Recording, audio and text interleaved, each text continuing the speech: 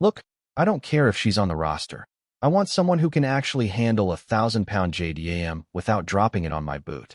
Get me a real weapons tech, not the librarian. The words, sharp and dripping with condescension, cut through the shimmering heat of the Nevada flight line.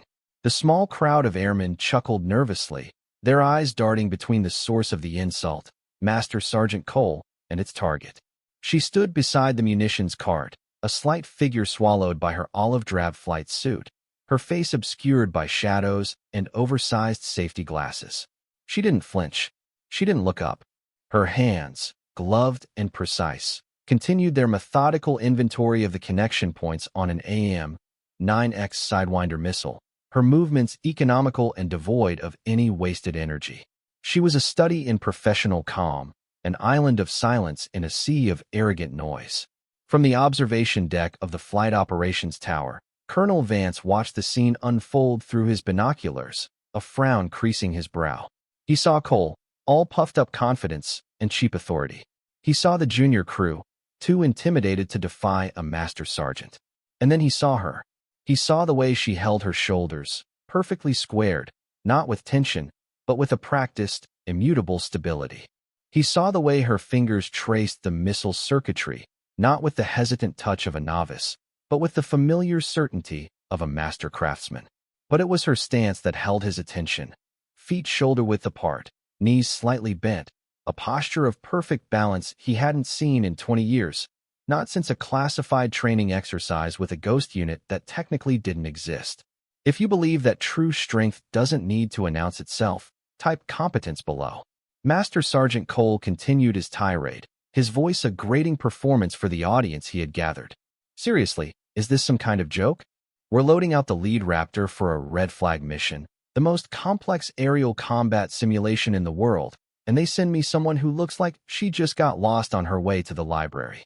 What's your name, Airman? He strode closer, deliberately invading her space. The woman finally looked up, her expression unreadable behind the glasses. Rostova, Master Sergeant. Her voice was quiet, level, carrying no trace of fear or resentment. It was a simple statement of fact. Rostova. Cole scoffed, drawing the name out with mocking emphasis. Well, Rostova, this isn't a book club. This is a multi-million-dollar piece of fifth-generation air dominance technology. Those munitions you're touching could level a city block. It requires focus. It requires strength. It requires experience. Things you clearly wouldn't understand. He gestured dismissively at her, then turned back to the crew chief. I'm not signing off on this. Find me Sergeant Miller. I want a seasoned three-man team on this bird, not an intern. The complicit silence of the other airmen was its own form of cruelty. They shuffled their feet, avoiding her gaze, their inaction validating Cole's prejudice. Rostova, however, simply turned back to her work. Her focus was absolute.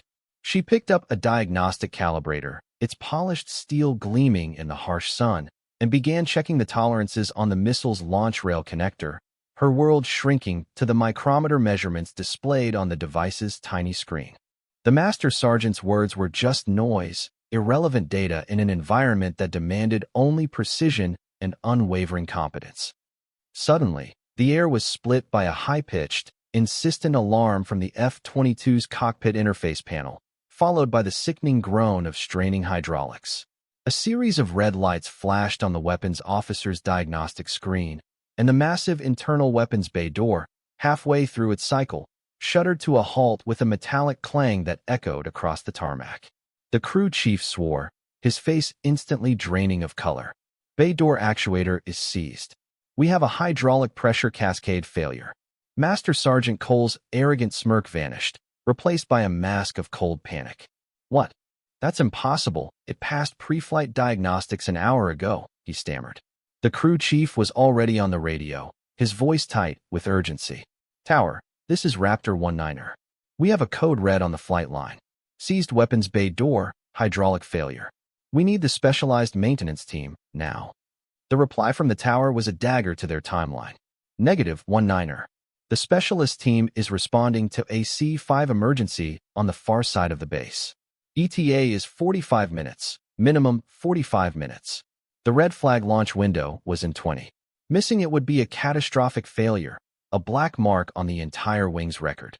Cole began barking useless orders, his voice cracking under the pressure, a flurry of motion that accomplished nothing. Get me schematics. Someone check the secondary fluid reservoirs. Where's the damn override tool? His authority, built on a foundation of bluster, was crumbling into dust. In the midst of the chaos, Rostova moved. She placed her calibrator carefully back in its case, her movements still measured, still deliberate. She walked toward the stricken F22, her steps unhurried, her focus absolute. The panicked crew parted before her like water around a stone. She didn't ask for permission. She didn't announce her intentions. She simply approached the open maintenance panel near the wing root, her eyes scanning the complex web of hydraulic lines and electronic relays. Master Sergeant Cole, momentarily speechless, finally found his voice. Hey, Rostova, what do you think you're doing? Get away from there. That's classified avionics. Her response was to ignore him completely. Her gloved hands moved with a surgeon's grace, disconnecting a primary sensor relay and then, with a small, custom-forged torque wrench she produced from a simple pouch on her belt, she reached deep into the guts of the aircraft. Her movements were a blur of practiced efficiency, a kinetic poetry that bespoke thousands of hours of repetition. She wasn't just following a procedure. She was communing with the machine. She twisted the wrench a precise quarter turn to the left, then a 16th to the right, listening for a faint click that no one else could hear. She braced her foot against the fuselage, applied a steady, focused pressure to a specific junction box, and then, with a final, decisive movement, re-engaged the sensor relay. For a moment, nothing happened. The silence on the flight line was absolute, broken only by the distant whine of a taxiing jet. Cole opened his mouth to scream at her, his face purple with rage. And then it happened. A soft hiss of equalizing pressure, a low hum of reactivated machinery, and with the fluid grace of a bird of prey's wing, the massive weapons bay door completed its cycle, sliding silently and perfectly into place. The red lights on the diagnostic panel blinked off one by one, replaced by a steady, solid green. A collective gasp rippled through the onlookers. Cole just stared, his jaw hanging open, the words of rebuke dying in his throat. No way, he whispered. That's not possible. Colonel Vance was already descending the tower stairs before the bay door had fully closed. He walked across the blistering tarmac with a purpose that commanded attention, his boots crunching on the gravel. The airman snapped to attention as he approached, but Vance's eyes were locked on Rostova, who was now calmly wiping down her custom wrench before placing it back in its pouch. He walked right past the stupefied Master Sergeant Cole as if he were a ghost. He stopped directly in front of the young woman. He didn't speak. He simply looked at the small, unassuming tool in her hand, then at the almost invisible insignia stamped into its base. A stylized gear intersected by a lightning bolt, a symbol he had only ever seen in the most classified of project briefings. Airman Rostova, he said, his voice quiet but carrying the weight of command. Permission to see your service record, it was not a request. Rostova simply nodded. Yes, sir. Vance pulled a hardened datapad from his flight suit pocket and tapped his command credentials into the security screen. He scanned the barcode on Rostova's ID, his access level slicing through layers of digital red tape. For a moment, he just stared at the screen, his expression unreadable. Then, he looked up, his gaze sweeping over the assembled crew, finally settling on the pale, sweating face of Master Sergeant Cole. He held up the datapad for all to see, its screen glowing with a list of qualifications so extensive, so elite, it seemed utterly impossible for one person to possess them. His voice was cold, sharp, and utterly authoritative. Master Sergeant Cole, the colonel began, his voice cutting through the stunned silence. You asked for a real weapons tech. Let me tell you who you have been speaking to. He turned the datapad slightly, his finger tracing down the screen. This is Senior Technical Analyst Rostova. Her current rank of Airman First Class is an administrative cover for her assignment with the Air Force Advanced Development Group, a unit I'm sure you are not cleared to know about. A murmur of disbelief went through the crowd. Vance continued, his voice rising with each new revelation, a rhythmic drumbeat of vindication. She holds a master certification in F22 avionics integration. She holds a Tier 5 clearance for experimental munitions systems. She is one of 3 people on this entire continent certified to work on the Block 70 stealth coding application. In her file, I see 10 insignias of the highest order. Not fabric patches for a uniform, but digital commendations of proven mastery. Advanced metallurgic science, hypersonic propulsion theory, cybernetic warfare systems, quantum communications, cryogenic materials handling. Each one represents a level of expertise that most engineers spend a lifetime trying to achieve. He paused, letting the weight of his words sink in. He then looked directly at Rostova, his expression shifting from anger to one of profound, unmistakable respect. He drew himself up to his full height, his back ramrod straight, and executed a salute. Not the casual gesture between officers, but the crisp, formal salute reserved for a Medal of Honor recipient or a visiting head of state. "Analyst Rostova," he said, his voice resonating across the flight line. "Your competence is a credit to the uniform. Thank you for your intervention. You saved this mission." The story of Rostova's fix spread through the base like a shockwave. It traveled from the flight line to the maintenance hangars, from the mess hall to the officers' club.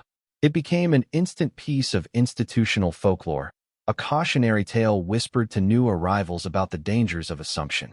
The details grew with each telling, transforming Rostova from a quiet professional into a near-mythical figure, a ghost in the machine who appeared only when all hope was lost. Master Sergeant Cole was officially reprimanded and reassigned to a desk job overseeing inventory reports, a public and humiliating fall from grace. But the real change happened inside him. 2 days after the incident, he found Rostova in a quiet hangar, meticulously recalibrating the targeting laser on an F-35.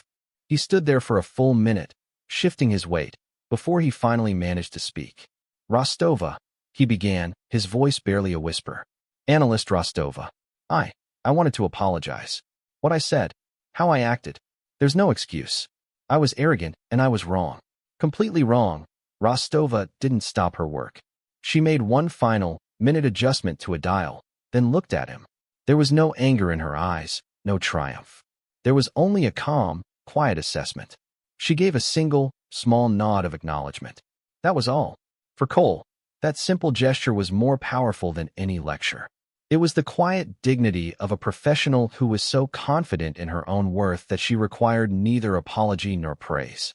It was a lesson he would carry with him for the rest of his career. The legend was cemented in both metal and memory. The small, custom-forged torque wrench she had used was requested by the base commander. Rostova, without ceremony, handed it over. It was mounted inside a shadow box and placed on the wall of the main maintenance briefing room. A small brass plaque was affixed beneath it, engraved with a single, powerful sentence. "Competence is the only true rank." The unofficial name for the spot on the tarmac, where she had saved the Raptor mission, became known as the Rostova Line. New crews were told that to cross it meant leaving your ego behind and bringing only your skill. The young airmen who had stood by and laughed nervously during Cole's tirade were now her most ardent disciples.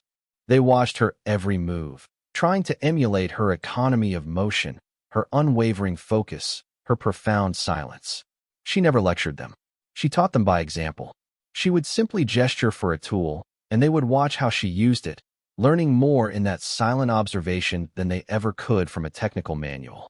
She was shaping the next generation of technicians, not with words or regulations, but by embodying a standard of excellence so pure, so undeniable, that it inspired all who witnessed it to be better, to work harder, and to respect the quiet, methodical proof of a job done right.